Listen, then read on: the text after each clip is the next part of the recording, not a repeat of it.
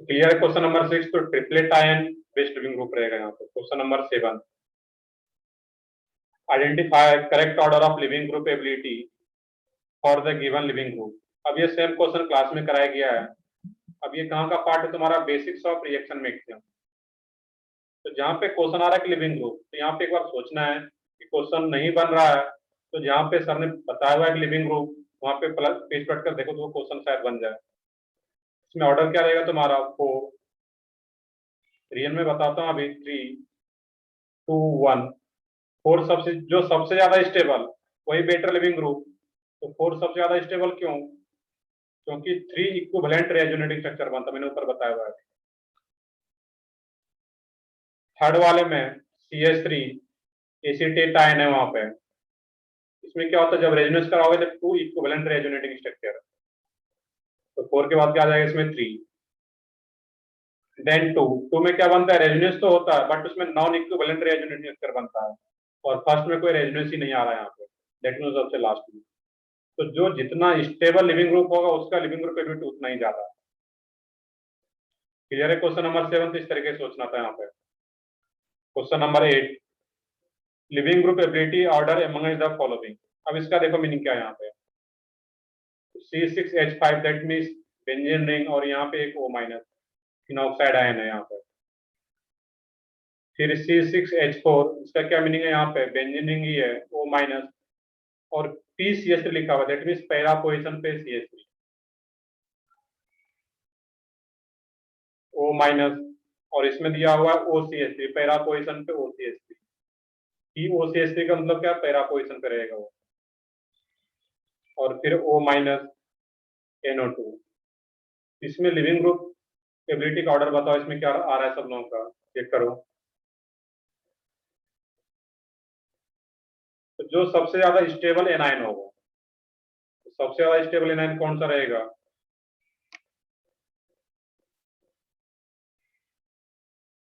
सही है बिल्कुल, इसमें यहाँ पे है 4, 1। 4 का तो सबसे ज्यादा है, लोगों का अलग अलग भी आ रहा है। तो यहाँ पे क्या रहता है? 4 सब। अब देखना कि यहाँ पे जो एनायन आ रहा है जिसपे नेगेटिव चार्ज है वो कितना ज्यादा स्टेबल है। अगर एनायन अगर मोर स्टेबल है दैट मींस वो बेटर लिविंग ग्रुप रहेगा। यहाँ पे इस एनायन को स्टेबलाइज करने वाला NO2 है जो कि -M ग्रुप है, इसको स्टेबलाइज करेगा।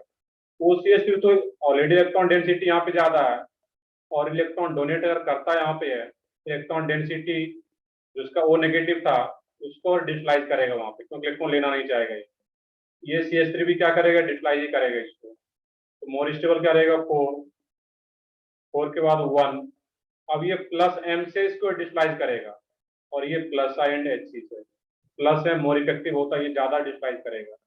4, 1, 2, 3।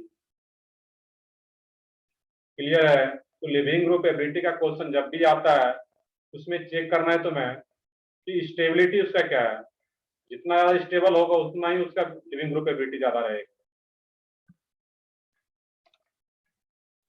यहाँ पे -M से स्लाइड हो रहा है, दैट मींस ये सबसे मोर स्टेबल है नायन, लिविंग ग्रुप एबिलिटी उसका सबसे ज्यादा। चेक कर लो ऑर्डर क्या आ रहा है इसमें। 4, 1, 2, 3।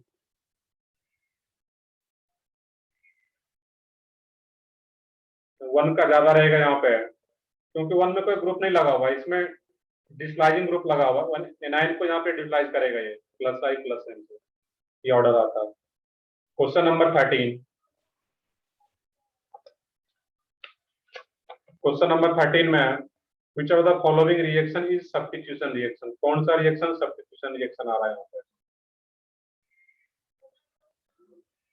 वैसे इसमें सब्स्टिट्यूशन रिएक्शन देखते हैं यहाँ पे। तो सबसे पहले फर्स्ट की बात करें यहाँ पे, 13 का फर्स्ट, इसमें सोच सकते थे, कुछ भी नया नहीं है। और एक ही ऑप्शन अगर सेलेक्ट करना है तो वो तो क्लियरली दिख रहा है कि थर्ड में क्या हो रहा है? आई को रिप्लेस किया जा रहा है OH- से, और अगर आई को रिप्लेस किया जा रहा है OH- से तो रिप्लेसमेंट या सब्स्टिट्यूशन रिएक्शन कौन सा आ रहा है? थर्ड। सिंगल करेक्ट है तो आंसर क्या आता तुम्हारा? थर्ड। बाकी फर्स्ट में क्या हो रहा है?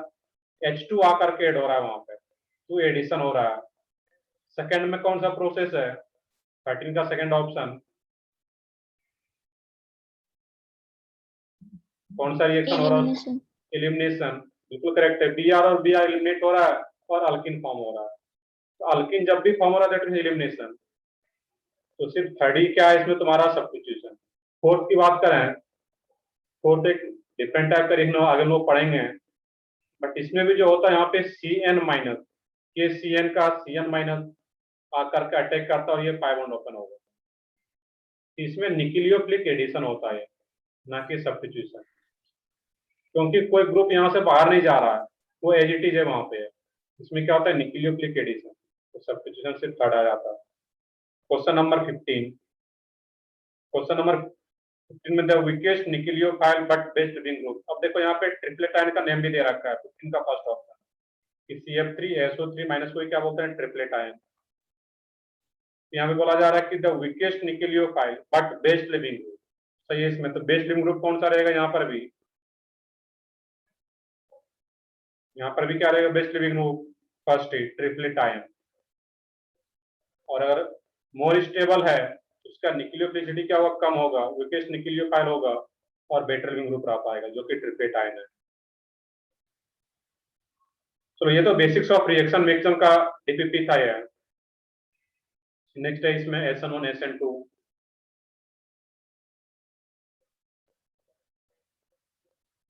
नहीं देखना है यहाँ पे न्यूट्रल न्यूक्लियोफाइल तो होता ही है, बट अगर ये जो CF3 है यहाँ पे, देखिए यहाँ पे देख रहे हैं, तो जब आपस में 3 इक्विवेलेंट रेजोनेंस बना रहा है दैट मीन इसका जो नेगेटिव चार्ज है वो अब रेजोनेंस में इन्वॉल्व हो जा रहा है यहाँ पे। और जब रेजोनेंस में इन्वॉल्व हो जा रहा है, माइनस आई भी अपने तरफ इलेक्ट्रॉन एक्सेप्ट कर रहा है, इसका जो इलेक्ट्रॉन डोनेटिंग टेंडेंसी होगा वो बहुत ही कम हो जाता है। दैट मीन यहाँ पे क्या होगा, ये वीकेस्ट न्यूक्लियोफाइल। और वैसे भी हम लोगों को कंपेयर करना है, अगर मान लो कि 4 गिवन है, इसमें चारों नेगेटिव चार्ज वाला है, तो उसमें किसी एक को वीकेस्ट बोला जा रहा है, एक को वीकेस्ट रखना है, वहां पे चारों में कंपेयर कर रहे हैं। क्लियर अब यहाँ पे है, ऐसा नहीं कि नेगेटिव, ठीक है नेगेटिव चार्ज स्ट्रॉन्ग है, बट अगर चारों नेगेटिवली चार्ज वाला तो उसमें जो वीकेस्ट होगा तो उसको चेक करना है वहां पे, जो कि फर्स्ट आ रहा है। तो ठीक है आगे बढ़ता है, इसमें डीपीपी नंबर 14।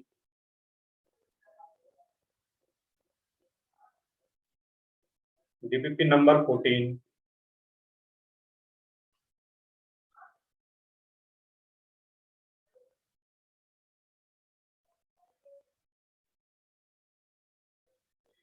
क्वेश्चन नंबर 6, 8, 9, 16, 6, 7, 8, 9, 11, 16,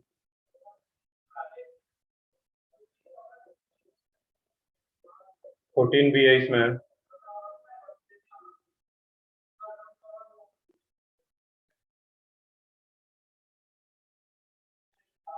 अब लोग कुछ भी रटना नहीं, यहाँ पे सोचना है जो भी क्वेश्चन बोर्ड पे आ रहा है। अब हम लोग थ्योरी पढ़ चुके थे, मॉडल डिस्कस कर चुके थे, अब इसमें तो कम डाउट आना चाहिए, फिर भी देखते हैं क्या डाउट है। कि क्वेश्चन नंबर 6 की बात करें हम लोग, क्वेश्चन नंबर 6 में when the given carbocation rearrange many rearranged carbocation can be formed, predict the structure which has highest probability of formation। देखते हैं यहाँ पे क्वेश्चन नंबर 6 में, यहाँ पे ये तो कार्बोकेटाइन रीअरेंजमेंट का क्वेश्चन है, जीओसी का क्वेश्चन है, ये तो पॉजिटिव चार्ज है यहाँ पे CH3 आ रहा है। अब इसमें क्या करना था, रिंग एक्सपेंशन, और जब रिंग एक्सपेंशन करते हैं ये 1 2, अब ये 3 और ये 3, यहाँ पे कोई भी 3 हो सकता है कि यहाँ पे।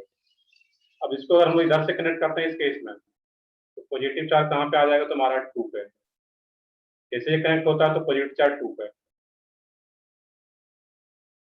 ये तुम्हारा सेकंड आ रहा था इस पे पॉजिटिव चार्ज, और ये फर्स्ट कार्बन, और ये तुम्हारा इधर से आ रहा था थर्ड कार्बन। मैं इधर से कनेक्ट कर रहा हूँ, कहीं से भी दिखा सकते थे इसमें यहाँ पर। अब जैसे पॉजिटिव चार्ज आती है, सेकंड कार्बन था, इसके एडजेसेंट वाले पे CH3 है, यहाँ एक ही फॉर्म हो रहा है। ये भी ऑप्शन में है, बट और भी ये रीअरेंज करेगा, क्योंकि अब ये 2 डिग्री कार्बोकेटाइन है, फिर से नॉर्मल रीअरेंजमेंट 1 2 हाइड्राइड सी, तो जैसे ये H माइनस इधर आएगा, अब ये 3 degree carbocation with 6 member ring,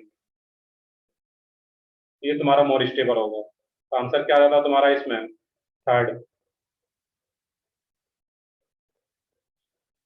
clear है यहाँ पे है, यहाँ पे रिंग एक्सपेंशन भी होगा। रिंग एक्सपेंशन कब होता है, 4 या 5 mm रिंग के जस्ट आउटसाइड वाले कार्बन पे पॉजिटिव चार्ज हो, यहाँ पे रिंग एक्सपेंशन पॉसिबल है। और फिर से नॉर्मल रीअरेंजमेंट, जिससे कि 3 डिग्री कार्बोकेटाइन बन सके यहाँ पे।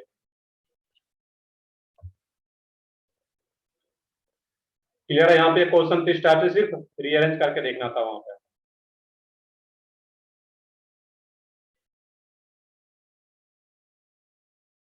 ऑप्शन 2 दिया हुआ है, मैंने भी तो वही लाया। इसमें क्या आ रहा है तुम्हारा? वही तो आ रहा है इसमें, ऑप्शन 2 ही फाइनल प्रोडक्ट। यहाँ पे ये आ रहा है, बट ये फर्दर रीअरेंजमेंट मैंने करा है यहाँ पे। तो फाइनली पॉजिटिव चार्ज इस कार्बन पे 3 डिग्री कार्बोकेटाइन, तो सेकंड ही आएगा। बिल्कुल, ये क्या रहेगा? सेकंड। मैंने यहाँ पे जो लिखा हो क्या है? सेकंड ही है ये। Question number 7। क्वेश्चन नंबर 7 में एक्स एक्वस एसीटोन। अब यहाँ पे मैंने बता रखा है, क्वेश्चन एक कराया हुआ क्लास में कि एक्वस एसीटोन अगर आ रहा हो, किस मिक्सन को फॉलो करना है? SN1। क्योंकि एक्वस है, वाटर है, वही एक्सेस में है, दैट टू वो क्या करता है? SN1 को फेवर करे, एक्वस एसीटोन है। अब इतना जब पता चलेगा जब एक्वस एसीटोन है और फाइनल प्रोडक्ट दे रखा है वहां पे, एक्स कैन भी, एक्स क्या क्या हो सकता है वहां पे? तो एक्स क्या रहेगा इसमें? फर्स्ट भी आ सकता है। फर्स्ट में तो डायरेक्टली Br बाहर जाएगा, कार्बोकेटाइन बनेगा, और वहीं पे वाटर का एक्वस आ रहा है, उसी का OH आकर कैड हो जाएगा, जैसे यहाँ पे कार्बोकेटाइन बना। तो फर्स्ट से भी पॉसिबल है। सेकंड की बात करें, सेकंड से भी मिल जाएगा वहां पे। सेकंड से क्या रहेगा तुम्हारा? रीअरेंजमेंट कराते हैं वहां पे, CH2Br। तो जैसे Br बाहर जाएगा तो यहाँ पे पॉजिटिव चार्ज, ये 1,2 हाइड्राइड शिफ्ट होती है, H- इधर आ जाएगा, तो पॉजिटिव चार्ज तुम्हारा फिर से यहीं पे आ जाएगा ये। और जैसे यहाँ पे पॉजिटिव चार्ज, यहाँ पे वाटर का OH आकर कैड हो जाता है। तो फर्स्ट से भी सेकंड से भी टर्सरी ब्यूटाइल अल्कोहल बन पाएगा, जबकि थर्ड से नहीं बन पाएगा। थर्ड से क्यों नहीं बनेगा उसमें? तो CH3 CH positive charge, CH2 CH3, इससे ज्यादा स्टेबल कार्बोकेटाइन हो ही नहीं सकता। अब यहाँ पे कहीं भी चेंज करोगे यहाँ पे, लेट मीन्स यही मोर स्टेबल कार्बोकेटाइन दिया, यहाँ पे सेकेंडरी ब्यूटाइल अल्कोहल बन जाएगा यही। तो OH, तो आंसर क्या था तुम्हारा? 4। फर्स्ट एंड सेकंड दोनों से टर्सरी ब्यूटाइल अल्कोहल मिल पाएगा। Question number 8। 8 में देखना कि यहाँ पे H2R1,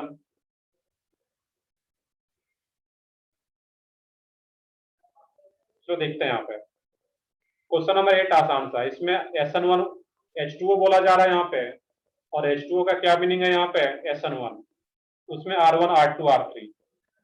तो सबसे पहले तो जो 3 डिग्री आ रहा है, जो फर्स्ट कंपाउंड है, उसमें 9 हाइपर कंजुगेबल हाइड्रोजन। जैसे यहाँ पे CH3 आ रहा है, इसमें पॉजिटिव चार्ज बनती है 9 हाइपर कंजुगेबल हाइड्रोजन, वो मोर स्टेबल। अब देखना कि R1 and R3, R1 and R3 में रेट किसका ज्यादा होगा? सोच के बताओ।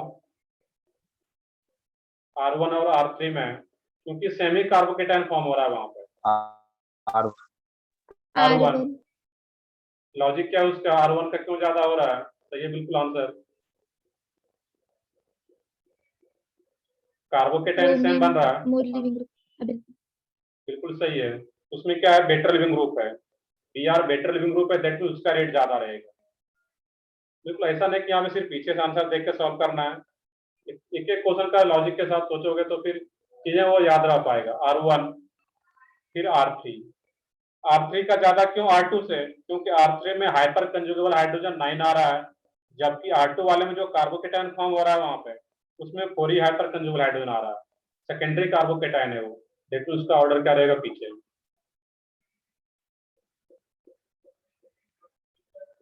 क्लियर है? यहाँ पे सबको इस तरीके से सोचना था। नेक्स्ट है क्वेश्चन नंबर 9। क्वेश्चन नंबर 9 में the increasing order of reactivity of the following isomeric halide with AgNO3 H2O alcohol is. अब यहाँ पर भी सेम काम करना है तुम्हें। H2O अल्कोहल है, H2O that means polar protic solvent भी है, और वो खुद निक्लियोफाइल भी है। AgNO3 का क्या रोल रहा था यहाँ पे? AgCl, Cl को बाहर करने में हेल्प करता है बाय फॉर्मिंग PPT AgCl। तो यहाँ पर सिर्फ Cl को बाहर करना था, कार्बोकेटाइन फॉर्म करना था, जैसे Cl माइनस के फॉर्म में बाहर जाता है। तो सबसे पहले फर्स्ट की बात करूं, अब देखो सबका स्ट्रक्चर मैंने ड्रॉ कर रहा है यहाँ पे। अब इसमें देखोगे जैसे कि पीएच, इसमें जो थर्ड वाला Cl आ रहा है वहां पे, तो थर्ड तो डबल बॉन्डेड कार्बन से Cl कनेक्टेड है, तो थर्ड तो न्यूक्लियोफिलिक सब्स्टिट्यूशन शो ही नहीं करता है, तो थर्ड का रेट तो सबसे कम। थर्ड क्यों नहीं शो करेगा, क्योंकि जो क्लोरीन का लोन पेयर हुआ डबल बॉन्ड के साथ रेजोनेंस में, तो chlorine as a leaving group वो बाहर जाएगा ही नहीं, तो थर्ड का रेट सबसे कम। दो ऑप्शन में आ रहा है 1 और 3, बाकी कोई चेक करना था वहां पे। तो सबसे मोर स्टेबल कार्बोकेटाइन किस में आ रहा है वो चेक कर सकते हो तुम वहां पे। 1 2 3, ये 1 2 3 4 में 1 2 4, तो 4 में जो वहां पे कार्बोकेटाइन फॉर्म हो रहा है तुम्हारा CH C PH positive charge CH double bond CH2, ये जो पॉजिटिव चार्ज है इस बेंजीन के सात्विक कंजुगेशन में, इस बेंजीन के सात्विक कंजुगेशन में, दैट मींस 3 पाई बॉन्ड इसमें, 3 पाई बॉन्ड इसमें और 1 पाई बॉन्ड यहाँ पे, तो ये पॉजिटिव चार्ज 7 पाई बॉन्ड के साथ कंजुगेशन में आ रहा है, जबकि सेकेंड ऑप्शन में 4 ही पाई बॉन्ड के साथ कंजुगेशन में आ पाएगा, और फर्स्ट में तो कोई कंजुगेशन होगा ही नहीं, तो सबसे ज्यादा रेट किसका हो जाएगा यहाँ पे, फर्स्ट का, क्योंकि दो दो बेंजीन के साथ एक ही सिंगल बॉन्ड ये डबल बॉन्ड के साथ भी रेजोनेंस में आ रहा है। अब इसमें कंपेयर करते हैं 2 और 1 में, तो 2 और 1 में जो पॉजिटिव चार्ज बनेगा वो डायरेक्टली कार्बोकेटाइन फॉर्म हो रहा है। सेकेंड ऑप्शन में जो कार्बोकेटाइन जैसे Cl माइनस बाहर जाएगा वो स्टेबल कार्बोकेटाइन ही बनेगा, रेजोनेंस स्ट्राइज बनेगा। दैट मींस 1 के बाद फिर क्या आएगा तुम्हारा, सॉरी सबसे ज्यादा क्या था इसमें तुम्हारा 4, ये 4 था यहाँ पे मैंने ड्रॉ किया हुआ था, ये 4 था, ये तो सबसे ज्यादा स्टेबल। 1 2 की बात करें उसमें तो सेकेंड मोर स्टेबल रहेगा वहां पे, तो 4 2 1 3, फिर सबसे लेस स्टेबल क्योंकि वो तो न्यूक्लियोफिलिक सब्स्टिट्यूशन होता ही नहीं है, 4 सबसे मोस्ट स्टेबल क्योंकि वहां पे सबसे स्टेबल कार्बोकेटाइन फॉर्म हो रहा है। बाकी 1 2 में सोचते हैं, तो आफ्टर रीअरेंजमेंट फर्स्ट भी क्या होगा तुम्हारा सेकंड के जैसा आ जाएगा, बट सेकंड में डायरेक्टली मोर स्टेबल बन पा रहा है without rearrangement, that means second more stable. Clear है सबको, क्वेश्चन नंबर 9 इस टाइप पे चेक करना था, SN1 है वहां पे। नेक्स्ट है इसमें question number 11,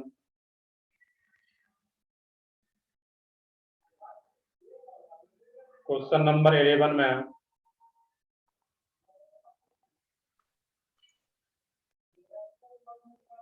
which one of the following compounds will give D and L forms in SN1 reaction, D and L किस में आएगा, दैट मींस वो कायरल सेंटर बन रहा है फाइनल प्रोडक्ट, तो वहां पे सोचना है।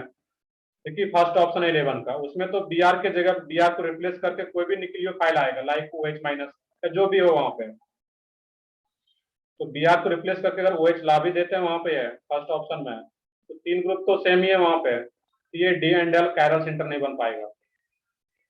सेकंड की बात करें वहां पे हम लोग, तो सेकंड में क्या आ जाएगा तुम्हारा CH3 CH C2H5, अब जैसे यहाँ से Br बाहर जाएगा कार्बोकेटाइन फॉर्म होता, और जैसे कार्बोकेटाइन फॉर्म होगा यहाँ पे इस कार्बन का हाइब्रिडाइजेशन क्या आ जाएगा sp2, यहाँ पे दो पॉसिबिलिटी है, इन्वर्जन भी और रिटेंशन भी बन पाएगा ये, और इन्वर्जन रिटेंशन बन पाएगा CH3 CH C2H5OH, inversion retention दोनों फॉर्म होगा, दैट मींस यही जो पॉइंट बन रहा है कि ये कायरल सेंटर आ रहा है यहाँ पे, ये D and L that means retention और इन्वर्जन दोनों बनेगा, एक रिटेंशन होगा तो दूसरा क्या होगा इन्वर्जन, D एंड L। तो सिंपली देखना था कि जो फाइनल प्रोडक्ट उसमें कायरल सेंटर अगर बन पा रहा है, और अपने मन से कोई न्यूक्लियोफाइल यहाँ पे लेना था, जो भी न्यूक्लियोफाइल हो यहाँ पे 4 डिफरेंट ग्रुप आ पा रहा है, दैट मींस ये डी एंड पेयर के फॉर्म में एग्जिस्ट करेगा। थर्ड ऑप्शन में तुम्हारा C2H5 सेम टाइप का आ गया, क्वेश्चन को देखो वहां पे। फोर्थ ऑप्शन की बात करें, फोर्थ ऑप्शन में तुम्हें दिखने में लग रहा है वहां पे उसमें भी तो सर 4 डिफरेंट ग्रुप दिख रहा है, एक H एक CH3 और एक ये Br, जैसे यहाँ से Br बाहर जाएगा कार्बोकेटाइन फॉर्म होता है यहाँ पे है, बट ये कार्बोकेटाइन क्या होगा यहाँ पे रीअरेंज हो जाएगा, और जैसे रीअरेंज होगा यहाँ पे है CH3C, यहाँ पे positive charge CH3 CH2 CH3। अब जैसे पॉजिटिव चार्ज अब यहाँ पे आया, अब कोई न्यूक्लियोफाइल अगर आता है यहाँ पे लाइक OH, तो यहाँ पे ये कैरल सेंटर जनरेट नहीं कर रहा है, ये CH3 सेम हो गया, दैट मीन्स ये भी डीएल पेयर में नहीं आ पाएगा। एक ही ऑप्शन बच जाता है तुम्हारा सेकंड। क्लियर है सबको? एक अच्छा क्वेश्चन था ये, क्वेश्चन नंबर 11 को कैसे सोचना था यहाँ पे। तो फाइनल प्रोडक्ट कैरल सेंटर आ रहा है, कैरल सेंटर दैट मीन्स वो दो फॉर्म में एग्जिस्ट करता है, रेसिड्यू मिक्सर बन पाएगा, वो डीएल पेयर के फॉर्म में आ पाएगा। क्वेश्चन नंबर 14, क्वेश्चन नंबर 14 में which of the following compounds will not give precipitate white precipitate with aqueous AgNO3। बताओ, तुम लोग बताओ, ऐसा क्वेश्चन लोग क्लास में कर चुके हैं। क्वेश्चन नंबर 14, इस टाइप का डायग्राम है, तुम्हें सोचना है क्या यहाँ पे कि जो भी कंपाउंड अगर Cl माइनस बाहर जाने के बाद अगर एंटी एरोमेटिक बन रहा होगा तो वहां से Cl माइनस बाहर नहीं जा पाएगा। बिल्कुल सही है। उसमें क्या कंसेप्ट था, जो भी एंटी एरोमेटिक कंपाउंड्स अगर फॉर्म हो रहा होगा Cl माइनस बाहर जाने के बाद, तो वहां पे बनेगा ही नहीं, बाहर जाएगा ही नहीं, जो कि फर्स्ट ऑप्शन ही तुम्हें दिख रहा है यहाँ पे। मान लो कि फर्स्ट ऑप्शन से Cl माइनस को बाहर कर दिए, यहाँ पे पॉजिटिव चार्ज, और जैसे पॉजिटिव चार्ज आया कि एंटी एरोमेटिक बनना शुरू हो जाएगा, तो एंटी एरोमेटिक बन जाएगा, और एंटी एरोमेटिक कोई भी कंपाउंड बनना ही नहीं चाहता है, दैट मीन्स यहाँ से Cl माइनस बाहर जाएगा ही नहीं, और Cl माइनस बाहर जाएगा ही नहीं तो AgCl भी नहीं बनाएगा, पीपीटी नहीं बना पाएगा। तो वही क्वेश्चन में पूछा जा रहा है कि do not give will not give white PPT with aqueous AgNO3। तो आंसर क्या आया था तुम्हारा इसमें फर्स्ट। क्लियर है? यहाँ पे किस तरीके से सोचना था यहाँ पे। बाकी सेकंड में ट्रोपाइलियम केटाइन बनेगा एरोमेटिक, थर्ड में भी केटाइन एरोमेटिक बनेगा, और फोर्थ में भी रेजिड्यू सिस्टाइल केटाइन बनेगा। वो चारों पॉसिबल है, वहां पे Cl माइनस बाहर जा पाएगा, AgCl पीपीटी फॉर्म हो पाएगा बाकी। क्वेश्चन नंबर 15, क्वेश्चन नंबर 15 में जो प्रोडक्ट गिवन है वो किसके अकॉर्डिंग प्रोडक्ट गिवन है, वहां पे है आर कैन बी, आर क्या क्या हो सकता है वहां पे। तो एक्वस एसीटोन हो सकता है 15 में, एक्वस AgNO3 भी हो सकता है, एक्वस का मतलब क्या, वहां पे वाटर आकर के हो पाएगा। थर्ड भी हो सकता है NOH का OH माइनस आ जाए, बट फोर्थ कभी नहीं होगा वहां पे। फोर्थ क्यों नहीं होगा वहां पे है, यहाँ पे जो कार्बोकेटाइन बनेगा, यहाँ पे CH3OH है, ये ऑक्सीजन का लोन पे आकर के अटैक करता है यहाँ पे है, और जैसे ही आकर के अटैक करेगा यहाँ पे है, ये क्या हो जाएगा तुम्हारा OCH3H पॉजिटिव चार्ज, और लास्ट में डिपोर्टनेट कौन सा होता है इसमें H प्लस, ये H प्लस बाहर जाएगा तुम्हारा, और जैसे H प्लस बाहर जाएगा तो बच क्या जाएगा OCH3। तो फाइनल प्रोडक्ट तुम्हारा ये रहेगा इसमें। तो CH3OH अगर as a nucleophile as a reagent अगर आर लेते हैं यहाँ पे, इसमें ईथर बन जाएगा, अल्कोहल नहीं बन पाएगा। क्लियर है? क्वेश्चन नंबर 15 भी यहाँ पे है, तो फर्स्ट सेकेंड थर्ड से आ पाएगा वो, फोर्थ ऑप्शन से नहीं आ पाएगा, वो ईथर बन जाएगा वहां पे। तो ठीक है, क्वेश्चन नंबर और है, क्वेश्चन नंबर 16। क्वेश्चन नंबर 16 के लिए मैंने बता रखा है क्लास में, यहाँ पे ये क्या है तुम्हारा ब्रिजेड, और जब ब्रिजेड है तो यहाँ पे अगर एक Br दिया गया है, तो जब यहाँ पे बोला जा रहा है कि SN1 ब्रिजेड हाइलाइट लाइक कार्ब नार्बोनिक ब्रोमाइड जो भी नेम है, first is inert for SN1 reaction, SN1 reaction में इनर्ट होता है। तो इनर्ट होता है क्योंकि ये 3D फिगर है, ये प्लेन में है ही नहीं, ये जो कार्बन है तुम्हारा ये प्लेन के परपेंडिकुलर है, अपवर्ड है ये, और जब अपवर्ड है, अब ये sp3 टेट्राहेड्रल है तो ये पॉसिबल है, लेकिन जैसे ये Br माइनस के फॉर्म में बाहर जाएगा, ये क्या आ जाएगा यहाँ पे पॉजिटिव चार्ज, और पॉजिटिव चार्ज आएगा तब ये क्या होना चाहेगा, sp2 हो गया, और sp2 कार्बन क्या होना चाहता है, प्लेनर, ट्राइगोनल प्लेनर होता है वहां पर, और ये ट्राइगोनल प्लेनर एक प्लेन में कभी आ ही नहीं पाएगा यहाँ पे है। इसका जो रीजन है यहाँ पे कि carbonium ion that means carbocation का एक पुराना नेम है carbonium ion. Carbonium carbonium ion of bridged position can not be found because planarity is prohibited. इसका जो प्लेनरिटी है, जो नॉन प्लेनर था, उससे प्लेनर में आना चाहेगा, sp2 बनेगा, बट ये प्लेनर हो नहीं पाता यहाँ पे। दैट में ऐसा कोई पॉसिबल होता ही नहीं है, हाईली अनस्टेबल कंपाउंड बनता है यहाँ पे, इवन बनेगा ही नहीं। एक्सेप्शनल रीजन दोनों करेक्ट है तो आंसर चेक करो, फिर दोनों मतलब फर्स्ट आना चाहिए इसका। करेक्ट एक्सप्लेनेशन भी है बिकॉज प्लेनरिटी इज प्रोहिबिटेड।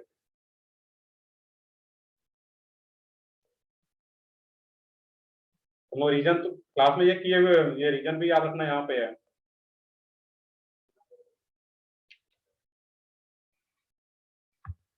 क्योंकि ये प्लेनर रहना चाहेगा लेकिन ये प्लेनर हो नहीं पाता, उसी को क्या बोला जा रहा है कि प्लेनरी इज प्रोहिबिटेड।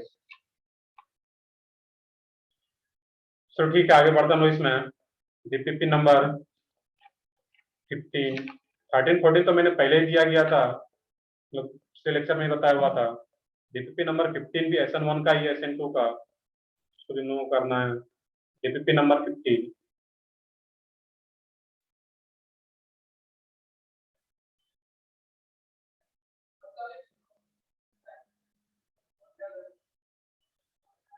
14614 14614 और बताओ।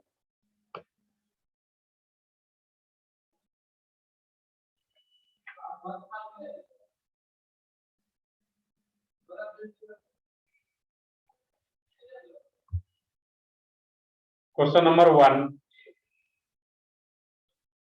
क्वेश्चन नंबर 1 में क्या दिक्कत सोच सकते थे, वहां से Cl माइनस बाहर जाएगा, बोला जाएगा कि possible most stable intermediate carbocation. तो मोस्ट स्टेबल कार्बोकेटाइन क्या बनेगा, इधर पीएच है, CH3, H है, यहाँ पे है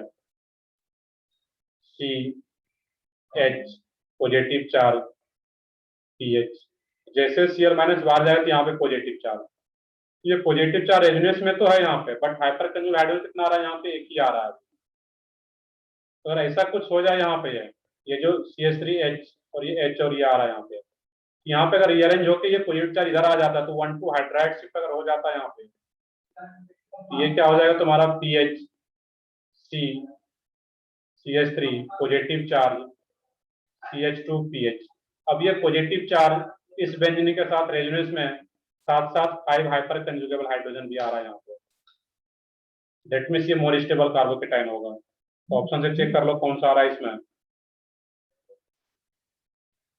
फर्स्ट आ जाता है यहाँ पे है possible most stable intermediate carbocation, तो क्या रहेगा तुम्हारा फर्स्ट।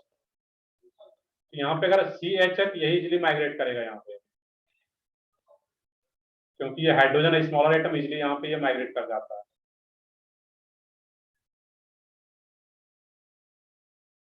नेक्स्ट है इसमें क्वेश्चन नंबर 4। ये जब भी हम लोग डिस्कस करें, तुम लोग जो क्वेश्चन जब सॉल्व करो, तुम लोग क्या सोच रहे हो तो वो भी सिंपली अनम्यूट करके बताना है। क्योंकि आज मैं मैसेज भी किया था तुम लोगों को ग्रुप पे, मैंने वहां पे लिखा हुआ था कि we will discuss DPP number 13 14 15। तो डिस्कशन का मतलब ये नहीं कि सिर्फ मैं बताता रहा हूँ, तुम लोग भी जो सोच रहे हो तो बताना है कि क्यों, क्या दिक्कत है उस क्वेश्चन में। क्वेश्चन नंबर 4, क्वेश्चन नंबर 4 में the correct order of SN1 reaction rate in the following compound. अब यहाँ पर भी सोचना है तुम्हें, इसमें दिक्कत क्या है। आई थिंक मुझे पता नहीं चल पा रहा तुम लोग क्या सोच रहे हो इसमें, क्योंकि क्वेश्चन नंबर सेकंड और थर्ड में कुछ दिक्कत आ रहा है, मैं दोनों में कंपेयर करता हूँ। CH3 C positive charge, CH3 CH2, ये बेसिकली वहां पे मिसिंग है, CH2 होता है वो पीएच, और यहाँ पे CH3 C double bond CH2।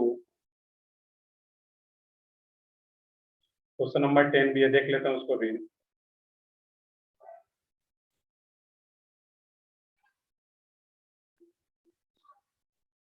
ये क्या रहेगा यहाँ पे C, जैसे Cl माइनस आ जाएगा पॉजिटिव चार्ज। अब ये जो पॉजिटिव चार्ज आया डायरेक्टली ये रेजोनेंस में आ रहा है बेंजीन के साथ, और ये बेंजीन के साथ साथ इस डबल बॉन्ड के साथ भी कंजुगेशन में 3 हाइपर कंजुगेबल हाइड्रोजन भी आ रहा है यहाँ पे। अब यहाँ पे जो पॉजिटिव चार्ज आ रहा है वो डायरेक्टली रेजोनेंस में नहीं आ रहा है यहाँ पे, और अगर आफ्टर रीअरेंजमेंट रेजोनेंस में आता भी है तो फिर भी सिर्फ एक बेंजीन के साथ रेजोनेंस में होगा, जबकि यहाँ पे एक्स्ट्रा रेजोनेंस हो रहा है। और यहाँ पे क्रॉस कंजुगेशन ऐसा कुछ कंसेप्ट नहीं है। वहां पे जब equal number of double bond के साथ रेजोनेंस हो रहा हो तो फिर लीनियर कंजुगेशन क्रॉस कंजुगेशन देखते हैं। यहाँ पे मोर स्टेबल कौन सा आ जाएगा तुम्हारा? थर्ड, उसी का रेट सबसे ज्यादा। Then second, after rearrangement second भी जो रहेगा तुम्हारा रेजोनेंस में आ जाएगा यहाँ पे, और फर्स्ट में कोई रेजोनेंस होगा नहीं तो वो सबसे लास्ट में। ऑर्डर क्या आता तुम्हारा? 3 to 1। क्लियर है? यहाँ पे क्वेश्चन नंबर 4 में इस तरीके से सोचना था। क्वेश्चन नंबर 6, क्वेश्चन नंबर 6 में बोला जा रहा है वहां पे, give the decreasing order of SN1 reactivity of the above compound. अब वहां पे रेजोनेंस वाला फैक्टर तो देखेंगे, बट वहां पे जो मोर स्टेबल रहेगा, सबसे ज्यादा जो रेट रहेगा वहां पे, तो किसका रहेगा? क्वेश्चन नंबर 6 में सेकंड, फर्स्ट। सेकंड का रेट ज्यादा क्यों? क्योंकि वहां पे जो पॉजिटिव चार्ज फॉर्म हो रहा है,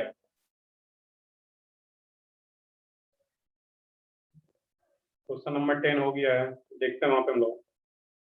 पहले हम लोग 6 की बात कर रहे हैं यहाँ पे। इसमें जो सेकंड की बात कर रहा हूं मैं यहाँ पे, तो सेकंड में जैसे Br माइनस बाहर जाती है पॉजिटिव चार्ज, फर्स्ट में जैसे Br माइनस को बाहर करते वहां पे, यहाँ पे पॉजिटिव चार्ज, और थर्ड में Br माइनस को बाहर करोगे पॉजिटिव चार्ज। यहाँ पे नॉर्मली अगर देखो तो ये लगेगा कि ये पॉजिटिव चार्ज दो दो डबल बॉन्ड के साथ रेजोनेंस में है, बट ये कैसा कंपाउंड बन गया है? Anti aromatic. Anti aromatic. Anti aromatic कभी वो न्यूक्लियोफिलिक सब्स्टिट्यूशन सो ही नहीं करता, ऐसा सो ही नहीं करेगा। यहाँ पे है इसका रेट सबसे कम, अगर दे दिया गया तो रेट सबसे पीछे रखेंगे। तो सेकंड का सबसे ज्यादा ड्यू टू रेजोनेंस, फर्स्ट में कोई रेजोनेंस नहीं हो रहा, और थर्ड सबसे लास्ट में। ऑर्डर करेगा 2 1 3। क्वेश्चन नंबर 10 हो गया है, तो ठीक है। क्वेश्चन नंबर 10 थ्योरेटिकल पार्ट है, वो थ्योरी देख लोगे SN2 का। सारा ही करेक्ट है 10। क्वेश्चन नंबर 14,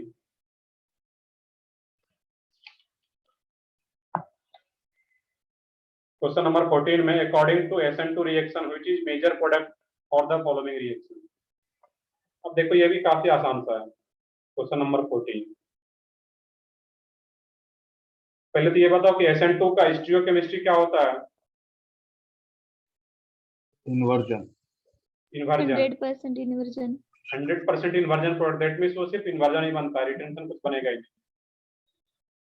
और उसमें कुछ लिखा हुआ नहीं कि SN2 या SN1 कराना है। चलो क्वेश्चन लिख दिया अकॉर्डिंग टू SN2। अगर नहीं भी लिखा रहता, स्ट्रॉन्ग निकलियोफाइल और DMSO, polar aprotic solvent, that means SN2 ही कराते हैं। और जब SN2 होगा तो उसमें कोई रीअरेंजमेंट वगैरह नहीं होता है। जहाँ पे ये सीयर है, जहाँ पे लिविंग ग्रुप है, वहीं पे आकर के निकलियोफाइल ऐड होगा, अपोजिट इन्वर्जन बनेगा यहाँ पे। और इन्वर्जन कैसे दिखाएंगे? ये क्लोरीन कहाँ पे दिखाया गया था? OH पे। जब OH माइनस आकर के ऐड होगा, इन्वर्जन दिखाना है तो वो डाइस पे आ जाता है। ये OH, ये तुम्हारा फाइनल प्रोडक्ट रहेगा इसमें, जो कि किसमें आ रहा है तुम्हारा? फोर्थ में। क्लियर है? यहाँ पे है, किस तरीके से सोचना था इसको। सर उसमें मिथाइल ग्रुप भी दिखा है। नहीं, वो रॉन्ग है फिर। वहां पे आंसर फोर्थ रहेगा, या तो फिर क्वेश्चन में मिथाइल ग्रुप रहेगा यहाँ पे। अगर यहाँ पे दिखाया गया है तो क्वेश्चन में भी एक मिथाइल ग्रुप यहाँ पे दिखा दोगे, वहां पे जो क्वेश्चन वहीं पे एक ये लाइन ड्रॉ कर लोगे।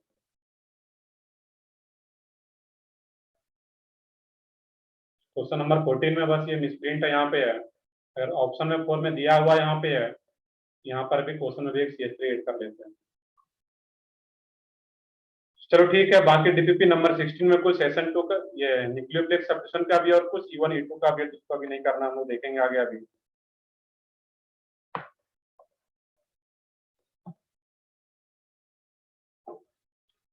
तो ठीक है, ये तुम लोग DPP देख रहे थे,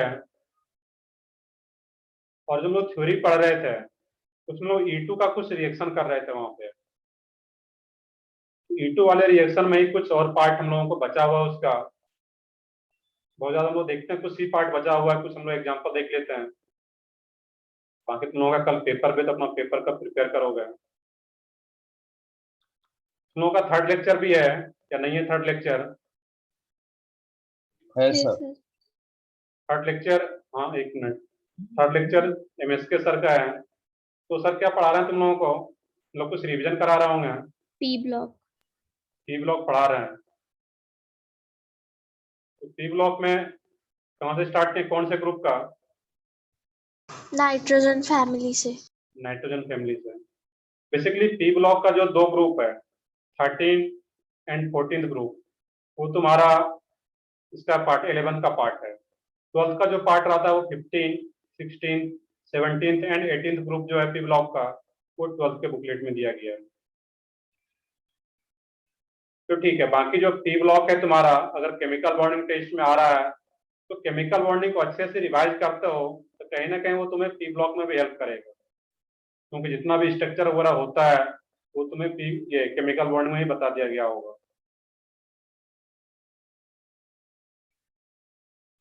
तो ठीक है, तुम लोगों का थर्ड लेक्चर भी है, तुम लोग कुछ पढ़ ही लेते हैं अभी।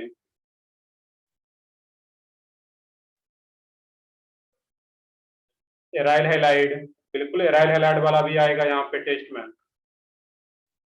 टेस्ट में जो रहेगा तुम्हारा aryl halide, that means SN2AR का भी क्वेश्चन आने वाला है। तो up to basics of reaction mechanism, hydrocarbon और रिएक्शन मैकेनिज्म जहां हम लोग पढ़े हुए हैं अप टू E1, सिर्फ E2 नहीं रहेगा, वहां तक का क्वेश्चन है तो उसको देखना अच्छे से। और क्वेश्चन काफी आसान सा है, सब लोग अच्छे स्कोर कर सकते हो। क्वेश्चन का जो लेवल है ऑलमोस्ट वही रखने का कोशिश किया हूँ जो मतलब इस बार नेट का पिछले 2-3 सालों से पूछा जा रहा है। तो कोशिश करो कि सब लोगों का स्कोर अच्छा हो। तो ठीक है, आगे बढ़ते हम लोग इसमें। हम लोग देख रहे थे E2। तो E2 वाले पार्ट में अगर देखोगे वहां पे, तो E1 और E2, तो E2 में जो सबसे इंपॉर्टेंट पॉइंट था एक वहां पे, E2 में जो एलिमिनेशन होता है वो एंटी एलिमिनेशन होता है वहां पे, और विदाउट एनी रीअरेंजमेंट। और उसमें जो प्रोडक्ट बनता था वो किस रूल के अकॉर्डिंग बनता था? सेट रूल के अकॉर्डिंग। यहाँ पे एक नेक्स्ट टॉपिक है, anti Sarja product is found in the following cases. Anti सेटजेफ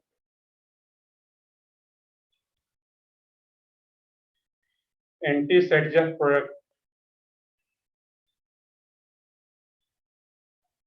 is formed in the following cases.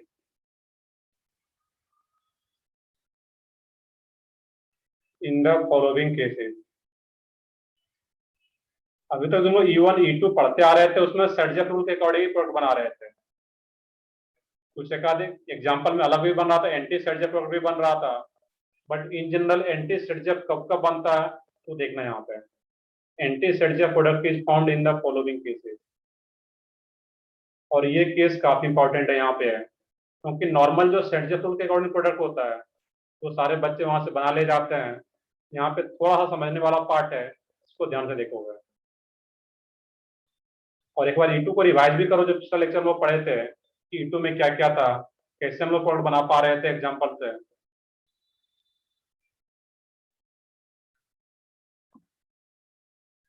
यहाँ पे क्या होता था, सिर्फ H और जो Br होता था, जो लिविंग ग्रुप होता था, उसको एलिमिनेट करना होता था सेटजेफ रूल के अकॉर्डिंग, और प्रोडक्ट बन पा रहा था। अब देखना कि एंटी सेटजेफ प्रोडक्ट कब कब बने, इसमें 3-4 पॉइंट्स उसको फिर नोट कर लोगे। तो फर्स्ट पॉइंट है इसमें एंटी सेटजेफ प्रोडक्ट, स्टेप लिख लोगे यहाँ पे। when the bad living group is present, when the bad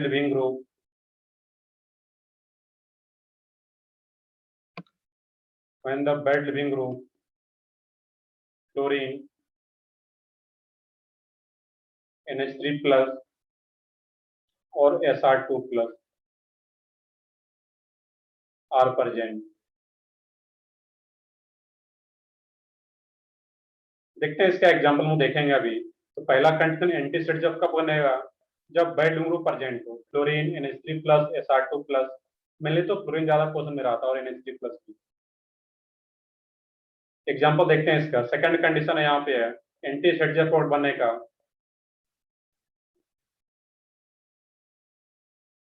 when the base is when the base is sterically crowded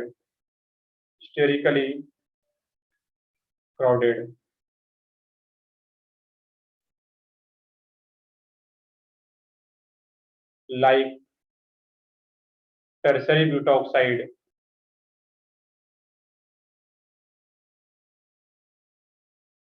और ethylamine, triethylamine, CH3CH2 thrice N। और भी आ सकता है बट मेनली ये दोनों एग्जांपल में रहता है, टर्सरी ब्यूटॉक्साइड और टर्सरी इथाइल, 3 इथाइल ग्रुप और एक एन, टर्सरी इथाइलेमीन। इसका नेम क्या लिखोगे? Tertiary इथाइलेमीन।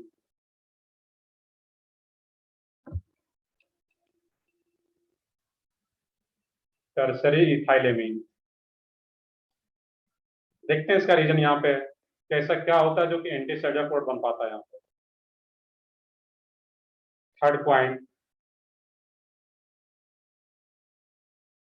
if the beta hydrogen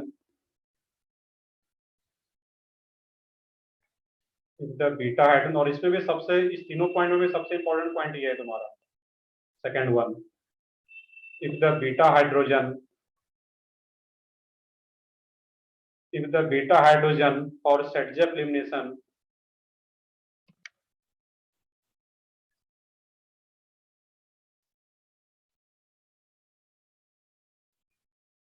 Sedgwick elimination is not available या is not present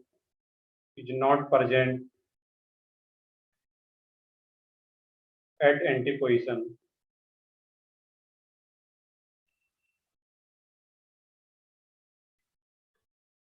तो थर्ड पॉइंट का मीनिंग क्या है कि the beta hydrogen for Sedgwick elimination is not present at antiposition. इसका एक एग्जांपल मैंने पिछले क्लास में भी कराया था। एक स्टार्टिंग का देखो 5th या 6th एग्जांपल वहां पे मैंने कराया होगा, उसमें लिखा भी होगा मैंने वहां पे एंटी सेडजर प्रोडक्ट। पेज प्रोडक्ट देखो एक बार, इस टाइप का क्वेश्चन वहां पे आ रहा होगा। तो हम लोग एग्जांपल देखते हैं, यहीं से स्टार्ट करते हैं थर्ड वाले से।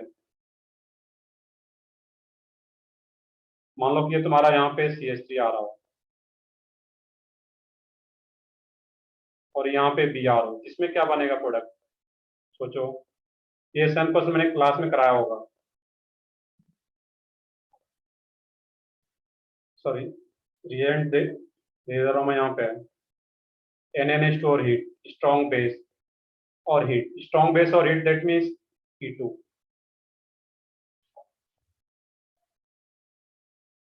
तो सोच के बताना यहाँ पे है कि इसके पास जो हाइड्रोजन है यहाँ पे फर्स्ट कार्बन के पास और ये सेकंड कार्बन, किस कार्बन का हाइड्रोजन यहाँ से रिमूव होगा, फर्स्ट या सेकंड?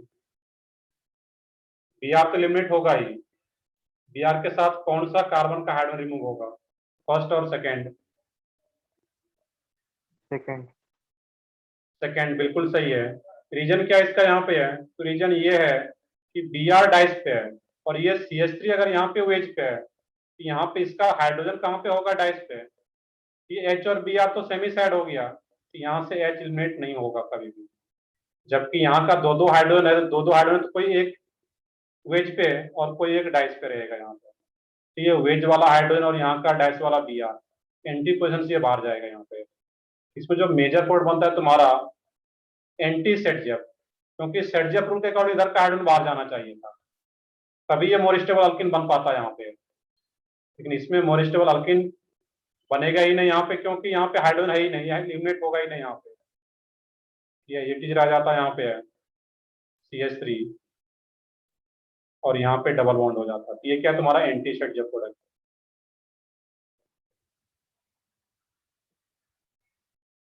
तो लास्ट पॉइंट क्लियर है यहाँ पे? लास्ट पॉइंट का क्या मीनिंग है थर्ड पॉइंट का?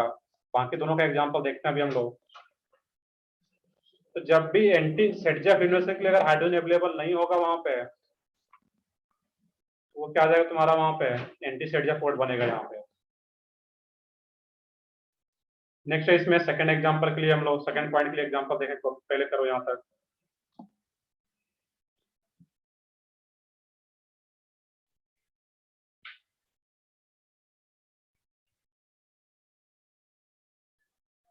तो सेकंड पॉइंट से कई बार एग्जाम में क्वेश्चन आया हुआ है, उसको ध्यान से देखना है कि जब बेस जो हिस्टोरिकली क्राउडेड हो। अभी तक जो हम लोग E2 में बेस यूज कर रहे थे, उसमें क्या यूज कर रहे थे, लाइक NaNH2 अल्कोहलिक KOH या इथॉक्साइड आयन।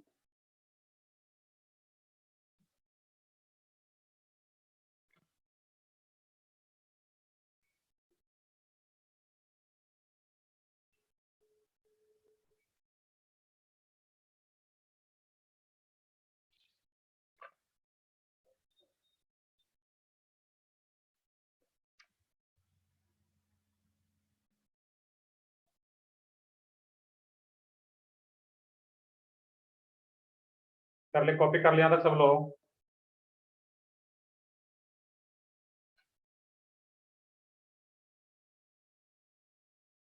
तो ठीक है, आगे बढ़ते हैं तो फिर हम लोग इसमें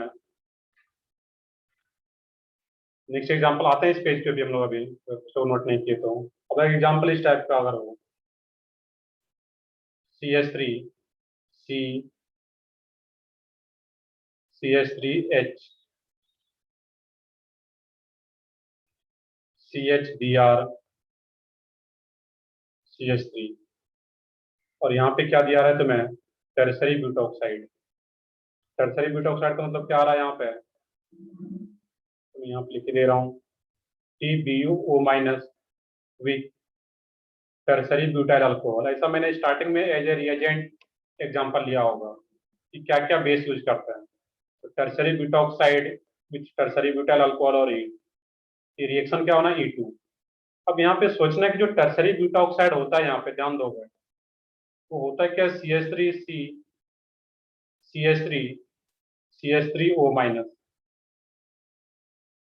और एक नॉर्मल अगर ये होता है यहाँ पे CH3O माइनस, ये दोनों बेस ही है यहाँ पे। बट ये जो बेस आ रहा है, ये जो O माइनस है यहाँ पे है, इसके सराउंडिंग में बहुत ज्यादा क्राउडिंग है यहाँ पे CH3 CH3 CH3। इसी को क्या बोलते हैं लोग, हिस्टेरिकली क्राउडेड बेस। जबकि ये जो बेस है ये क्राउडेड बेस नहीं आ रहा है। क्लियर है यहाँ पे है। अब यहाँ पे होता क्या है, इस Br के रेस्पेक्ट में ये क्या है तुम्हारा अल्फा कार्बन और ये बीटा कार्बन। तो सेटजेफ रूल के अकॉर्डिंग जो मेजर पॉइंट बनता है, जो मेजर ये स्टेबल अल्किन बनेगा, वो इसमें लेफ्ट कार्बन का ये हाइड्रोजन बाहर जाना चाहिए था, यहाँ का H और यहाँ का Br सेटजेफ रूल के अकॉर्डिंग। लेकिन अब होता क्या है, यहाँ का जो H है, इस H को बाहर कौन करता था, मैक्सिमम जाकर के देखो, इस H को जो बाहर करता था बेस। अब यहाँ पे होता क्या है कि ये जो बेस है ये बहुत ज्यादा क्राउडेड बेस है। ये जो O माइनस है और यहाँ पर भी CH3 है, मैंने यहाँ पे दिखाया हुआ इस टाइप से। बट एक्चुअल में क्या रहेगा, यहाँ पे तुम्हारा 109.5 डिग्री एंगल पे रहेगा ये। तो इस तरीके से भी दिखा सकते हो यहाँ पे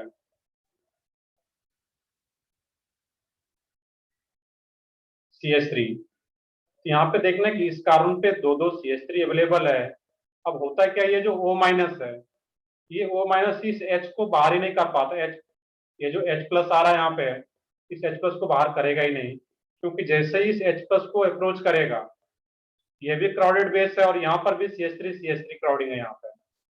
ये दोनों CH3 के बीच में इस लार्जर ग्रुप का रिपल्सन होगा, और जब रिपल्सन होगा इस H प्लस को बाहर नहीं कर पाता यहाँ पे। तो ये फिर क्या करता है, ये जो क्राउडेड बेस है इस बीटा कार्बन के हाइड्रोजन को इजिली बाहर कर पाएगा, क्योंकि इस बीटा कार्बन के जब H प्लस को बाहर करेगा, यहाँ पे कोई क्राउडिंग नहीं है, बहुत ज्यादा क्राउडिंग नहीं है यहाँ पे।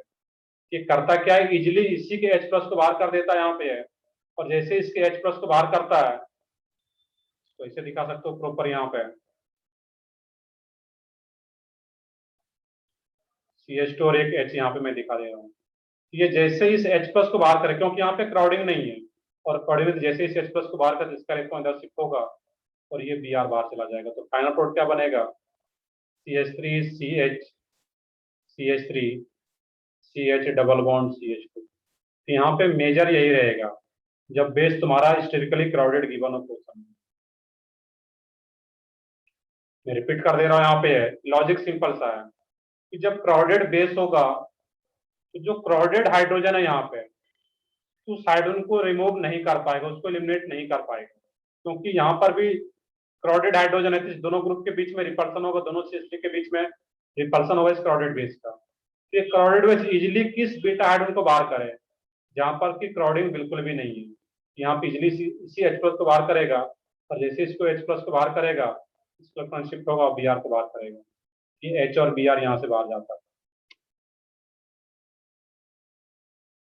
तो ये टर्सरी ब्यूटा ऑक्साइड यूज क्या रहे हैं, या फिर टर्सरी इथाइलेमीन, ये भी क्राउडेड बेस है तुम्हारा। इस दोनों में से कोई भी रहे तो उस केस में anti Saytzeff productive major port होता है यहाँ पे। बताओ किसी को कुछ डाउट हो तो बताओ यहाँ पे।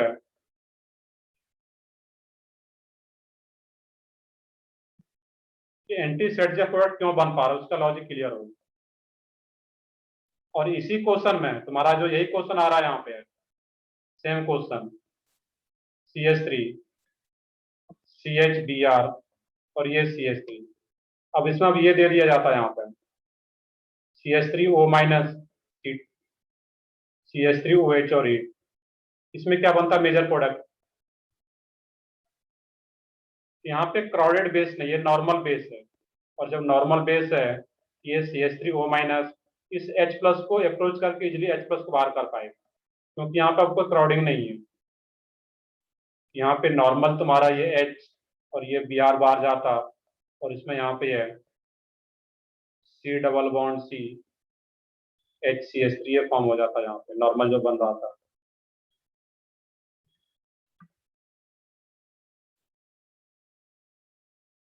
क्लियर है यहाँ पे सब लोगों को। ये काफी इंपॉर्टेंट एग्जांपल है, इसको तुम्हें याद रखना होगा यहाँ पे।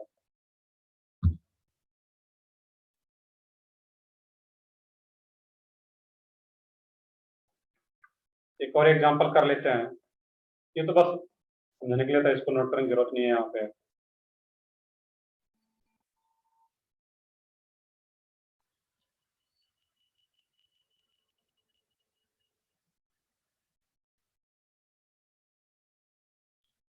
Br C2H5 ट्राइस N और हीट, इसमें क्या बनेगा प्रोडक्ट। हीट दे दिया, दैट मीन एलिमिनेशन करना है यहाँ पे।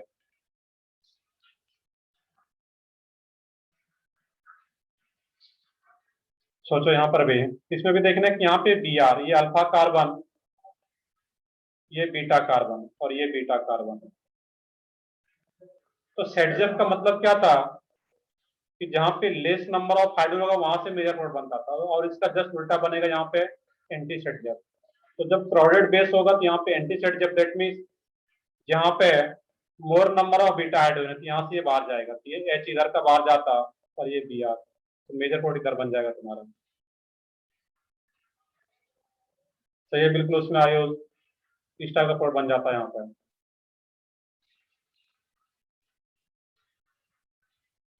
ये क्या रहेगा 1 2 3। लॉजिक क्लियर है यहाँ पे सबको। सोचने का तरीका क्या था कि क्राउडेड बेस जब भी हो तो उस केस में एंटी सेडजेफ प्रोडक्ट, और ये दो एग्जांपल याद रखना है, टर्सरी ब्यूटाऑक्साइड एंड ट्राइथाइलेमीन। नेक्स्ट एग्जांपल एक और है इसमें, फर्स्ट पॉइंट के लिए, जो फर्स्ट पॉइंट आ रहा था इसमें, when the bad leaving group are present. तो मैं एग्जांपल यहीं पे ले लेता हूँ। तो देखिए यहाँ पे आ रहा हो CH3 CHF CH3, और यहाँ पे कोई भी नॉर्मल सा बेस भी हो, लाइक अल्कोहलिक KOH।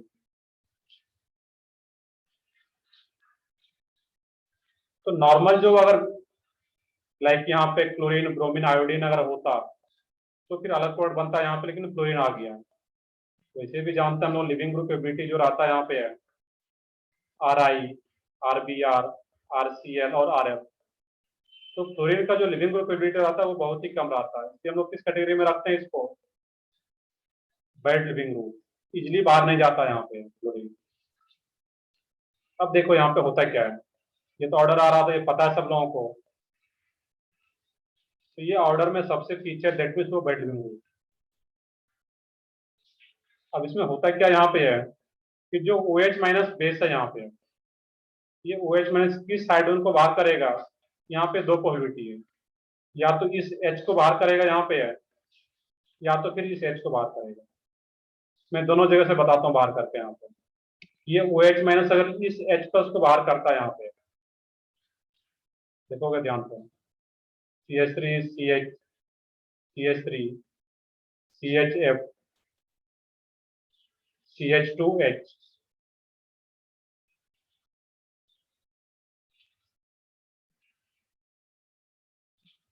अब ये जो ओ एच माइनस आ रहा है, ध्यान से देखना, तो जैसे इस एच प्लस को बाहर करेगा, तो अभी तक जो नॉर्मल हो रहा था, अगर गुड लिविंग ग्रुप रहा था कि जैसे एच प्लस को बाहर करे, इसका इलेक्ट्रॉन इधर शिफ्ट होगा और ये फ्लोरीन बाहर चला जाता है। बट ये तो बैड लिविंग ग्रुप है, यहाँ पे ये बाहर इजिली जाता ही नहीं है। तो जैसे ही इस एच प्लस को बाहर करता है, इसका जो बॉन्ड का इलेक्ट्रॉन है वो इस कार्बन पे आ जाता है यहाँ पे। और जैसे इस कार्बन पे आ गया, ये क्या फॉर्म होगा तुम्हारा, C H three C H, C H three C H F, C H two minus, ये आ गया तुम्हारा यहाँ पे। दूसरा पॉसिबिलिटी क्या इसमें यहाँ पे है,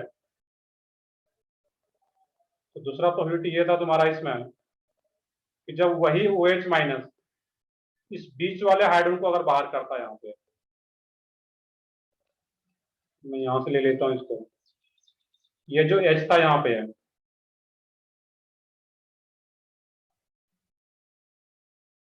सी एच, यही ओ एच माइनस जब इस एच प्लस को बाहर करेगा, इसका अब होता है क्या, यहाँ पे पहले कार्ब एनायन फॉर्म हो जाता है जब बेड ग्रुप आता है यहाँ पे। तो यहाँ से भी एच प्लस बाहर जाए, इसका इलेक्ट्रॉन पे इस कार्बन पे आ जाएगा, C H three C H three negative charge, C H F, और ये सी एच थ्री। अब तुम्हें सोच के बताना यहाँ पे है, ये फर्स्ट आ रहा है तुम्हारा और ये सेकेंड, ये जो नेगेटिव चार्ज आ रहा है दैट मीन्स कार्बन आयन। तो दोनों कार्बन आयन में से मोर स्टेबल कार्बन आयन कौन सा होगा फर्स्ट एंड सेकेंड में, इसका, हाँ बताओ सब लोग, फर्स्ट एंड सेकेंड में मोर स्टेबल कार्बन आयन।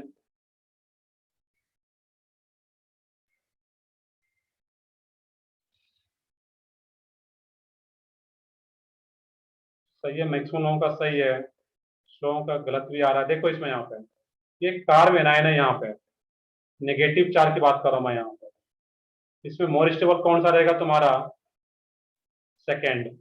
लोगों का आंसर सही भी आ रहा था इसमें, रोहित देवकी सही आ रहा था, स्नेहा सही आ रहा था, इसमें कुछ लोगों का वन भी आ रहा है, यहाँ पे वन नहीं रहेगा। वन क्यों नहीं रहेगा इसमें, क्योंकि ये जो नेगेटिव चार्ज है ऑलरेडी एनायन है वहां पर, और ये प्लस आई ग्रुप लगा रहा है वहां पर, उसको तो डिस्लाइज करता है। प्लस आई किसको डिस्लाइज करता है, कार्बोकेटायन एंड फ्री रेडिकल को। यहाँ पे ये जो प्राइमरी एनायन आ रहा है, ये मोर स्टेबल है यहाँ पे, और अगर ये मोर स्टेबल एनायन बन पा रहा है, दैट मीन्स ये ओ एच माइनस इसी एच प्लस को बाहर करेगा, और जैसे एच प्लस को बाहर करेगा यहाँ पे ये कार्बन इंटरमीडिएट बन जाता है यहाँ पे, और जैसे नेगेटिव चार्ज बना, अब जब नेगेटिव चार्ज को यहाँ पे है इधर मूव करेगा, तो फिर ये बेड ग्रुप यहाँ से बाहर जा पाता है एफ माइनस के फॉर्म में। तो यहाँ पे पहले नेगेटिव चार्ज फॉर्म हो जाता है, देन ये बेड ग्रुप यहाँ से बाहर जाता है। क्लियर है यहाँ पे है, यहाँ पे दोनों का मैंने मैक्सिमम डिटेल में बताया हुआ यहाँ पे है कि एक नेगेटिव चार्ज यहाँ पे फॉर्म हो रहा था, नेगेटिव चार्ज यहाँ पे। नेगेटिव चार्ज फॉर्म ही क्यों होता है यहाँ पे, क्योंकि ये फ्लोरीन बेड ग्रुप है, इजिली बाहर जाता ही नहीं है, इसके बाहर जाने से पहले नेगेटिव चार्ज डेवलप हो जाता है, और जब नेगेटिव चार्ज डेवलप हो जाता है और जब ये मूव करता है देन फ्लोरीन बाहर जाता है यहाँ पे। यहाँ से ही तुम्हारा मेजर कोड मिलेगा, क्योंकि ये मोर स्टेबल आ रहा है। इसके नीचे लिख लोगे तुम लोग मोर स्टेबल, और जैसे ही नेगेटिव चार्ज इधर मूव करता है, नेगेटिव चार्ज जब धक्का देगा यहाँ पे, ऐसे सोच सकते हो, तो फिर यहाँ पे ये फ्लोरीन जो बेड लिविंग ग्रुप है वो भी बाहर जा पाएगा। अगर इजिली बाहर नहीं जा रहा कोई, जो कि फ्लोरीन यहाँ पे है, लीव नहीं कर रहा है इजिली, जब नेगेटिव चार्ज इसको यहाँ पे पुश करेगा तो फिर ये बाहर जा पाएगा। ये C H three C H, C H three C H double bond C H two, इसमें भी एंटी सेट और की मेजर कोड बन पा रहा है।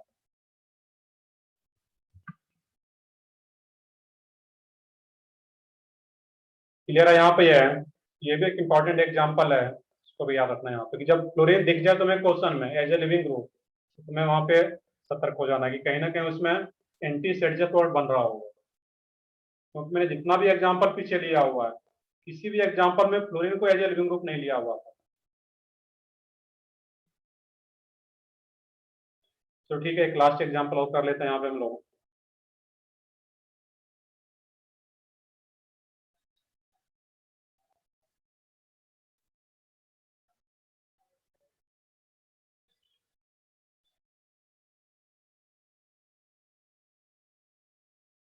लास्ट एग्जाम्पल बेसिकली इसी से रिलेटेड है ये।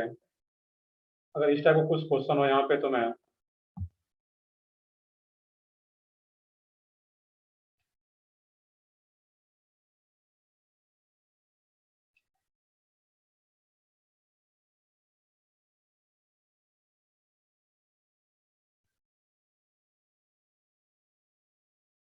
अब यहाँ पे कुछ इस टाइप का आ रहा होगा। यहाँ पे बी आर आ रहा हो, अब इसमें दिया है तो मैं एक अल्कोहलिक KOH और ही अल्कोहलिक KOH तुम्हें जहां कहीं भी दिख जाए अल्कोहलिक ALC अल्कोहलिक KOH और ही, दैट मीन्स कौन सा रिएक्शन होगा? E2। अब यहाँ पे देखने की जब E2 होगा इस केस में ध्यान दोगे, जब E2 होगा तो सेटजेफ रूल के अकॉर्डिंग क्या होता है, हाइड्रोजन वहां से बाहर जाएगा जहां पे लेस नंबर ऑफ हाइड्रोजन होगा। इसके पास एक ही हाइड्रोजन यहाँ पे है और यहाँ पे दो दो हाइड्रोजन है, तो सेटजेफ रूल के अकॉर्डिंग कहां से हाइड्रोजन बाहर जाना चाहिए था? यहाँ से। बट ये कैसा कार्बन है तुम्हारा? ब्रिजहेड कार्बन है, और ब्रिजहेड कार्बन पे कभी भी कोई डबल बॉन्ड फॉर्म नहीं होता है। रीजन क्या होगा इसका? बताओ, कोई एक बताओ कि ब्रिजहेड कार्बन पे डबल बॉन्ड क्यों फॉर्म नहीं होता है? तो पहले कई बार पढ़ चुके हैं, राजू लोग डिस्कशन में किए हुए थे। सिग्मा बॉन्ड नहीं होता सर। नहीं, सिग्मा बॉन्ड इसमें देखिए यहाँ पे, अब देखो यहाँ पे जब H और Br यहाँ से बाहर करोगे तो तुम्हारा पाई बॉन्ड यहाँ पे फॉर्म हो जाएगा, जो कि पॉसिबल होता ही नहीं है। बिल्कुल सही है, sp3 था तो ठीक है, बट जैसे वहां से ये डबल बॉन्ड बनेगा तो क्या होगा? प्लेनर हो जाएगा, मतलब प्लेनर होना चाहेगा, लेकिन ये 3D फिगर थी, प्लेनर हो ही नहीं पाता ये। इसका मतलब क्या, ये प्लेन के परपेंडिकुलर आ रहा है यहाँ पे, ये जो मैंने डॉट लाइन से दिखाया हुआ है, और प्लेन के परपेंडिकुलर, दैट मीन्स ये 3D में ही रहेगा हमेशा।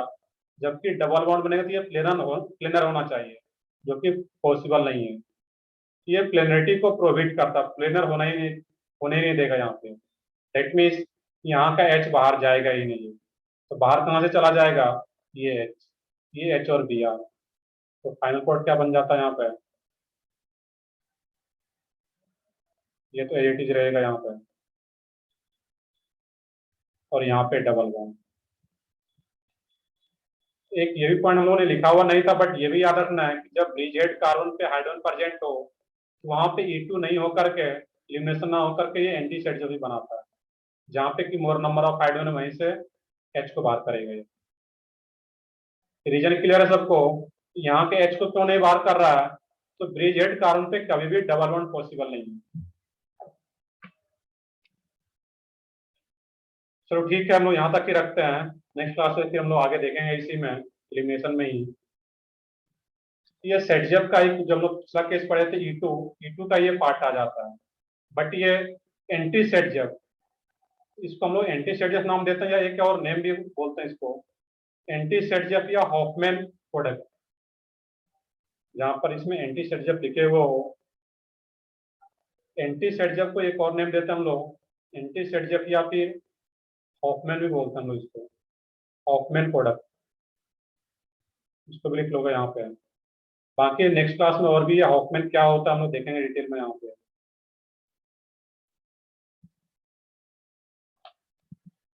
इसी तीनों चारों पॉइंट से कई बार क्वेश्चन आया हुआ है कि एंटी सेटजेफ किन किन कंडीशन में होता है, ये याद रखना चाहिए।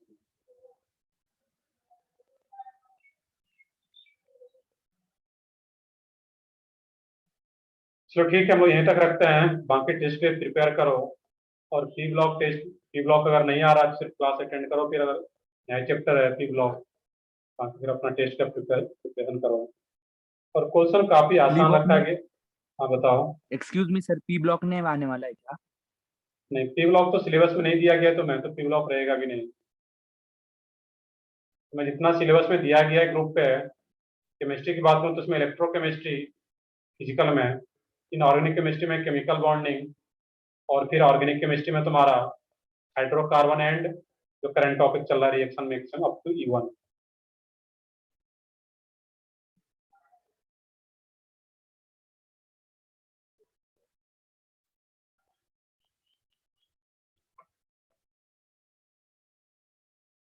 तो इसको कॉपी कर लो यहाँ तक पहले।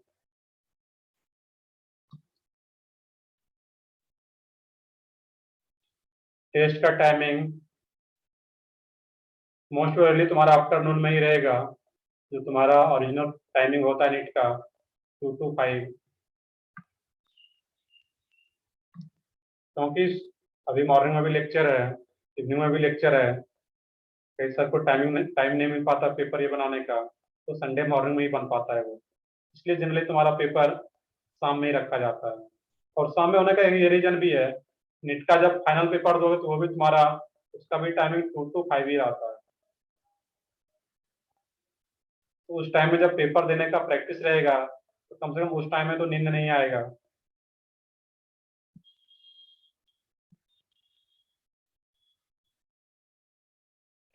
चलो ठीक है। और केमिकल बॉन्डिंग को भी एक बार रिवाइज करना अच्छे से, उसके भी बेसिक क्वेश्चन हैं, ऐसा नहीं कि कोई भी टफ क्वेश्चन है। मतलब एक बार अच्छे से 1-2 घंटे रिवाइज कर लोगे तो अपने आप तुम्हारा सारा क्वेश्चन सॉल्व कर सकते हो उसको। वेदांत वही मैंने अभी बता रहा था कि टाइमिंग क्या है पेपर का, वो ग्रुप पे अपडेट किया जाएगा, मोस्ट प्रोबेबली आफ्टरनून में ही रहेगा। तो मॉर्निंग में तुम अपना प्रिपेयर करो और आफ्टरनून में फिर पेपर दे दो। और बाकी किन्हीं को अगर वैसे तो कोशिश करो कि 2 to 5 जो टाइमिंग है उसी में प्रॉपर उसको करना है, बट फिर भी अगर किन्हीं को इधर उधर करना है तो टाइमिंग को ज्यादा टाइम के लिए भी रहता है, उसमें परेशान होने की जरूरत नहीं तुम्हें। तो थोड़ा लेट से भी स्टार्ट कर दो, 3 घंटे तुम्हें टाइम रहेगा, 3 to 6 भी पेपर दे पाओगे। वो जनरली 8 to 9 ओ क्लॉक तक तुम्हारा रहता है ओपन। तो जब भी टाइम देना तो प्रॉपर 3 घंटे बैठ के देना है वहां पे, ऐसा नहीं कि जल्दबाजी में कहीं जाना 2 घंटे में पेपर खत्म कर दिए। इसको भी मान के चलो ओरिजिनल पेपर ही दे रहे हैं, प्रॉपर टाइमिंग देना है तुम्हें। तो ठीक है, मैं अभी सेशन एंड करता हूँ फिर यहीं पे।